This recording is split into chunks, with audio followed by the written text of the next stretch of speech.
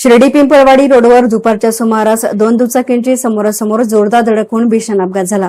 या अपघातामध्ये 3 जण जखमी झाले असून त्यापैकी दोघांची प्रकृती गंभीर असल्याची माहिती समोर आली आहे। तर अपघातानंतर स्थानिक नागरिकांनी दाखवलेल्या तत्परतेमुळे जखमींना रुग्णालयामध्ये दाखल करण्यात आले।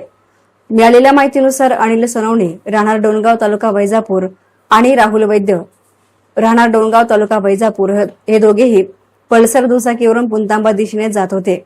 दरम्यान श्रीराम सुधीर परस पाटील हे पिंपळवाडीकडून शिर्डीकडे दुचाकीवरून येत होते। शिर्डी पिंपळवाडी रोडवरील एका वळणावर दोन्ही दुचाकींची समोरासमोर जोरदार धडक झाली। धडक इतकी भीषण होती की दोन्ही दुचाकींचं मोठं नुकसान झालं असून 3 जण रस्त्यावर फेकले गेले। अपघाताचा मोठा आवाज ऐकून परिसरातील नागरिकांनी वाहन चालक घटनास्थळी धावून आले। जखमींना मदत करत स्थानिकांनी रुग्णवाहिकेची व्यवस्था केली। अपघातामध्ये जखमी झालेले अनिल सोनवणे आणि राहुल वैद्य हे शिर्डी परिसरामध्ये एका लग्न समारंभासाठी आले होते।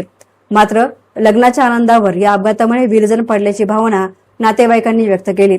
घटनास्थळी उपस्थित नागरिकांनी कोणतीही वेळ न घालवता जखमींना शिर्डीतील साईबाबा सुपर स्पेशालिटी रुग्णालयामध्ये उपचारासाठी दाखल केलं। रुग्णालयातील सूत्रांकडून मिळालेल्या माहितीनुसार जखमींपैकी दोघांची प्रकृती गंभीर असून त्यांच्यावर अतिदक्षता विभागामध्ये उपचार सुरू आहेत।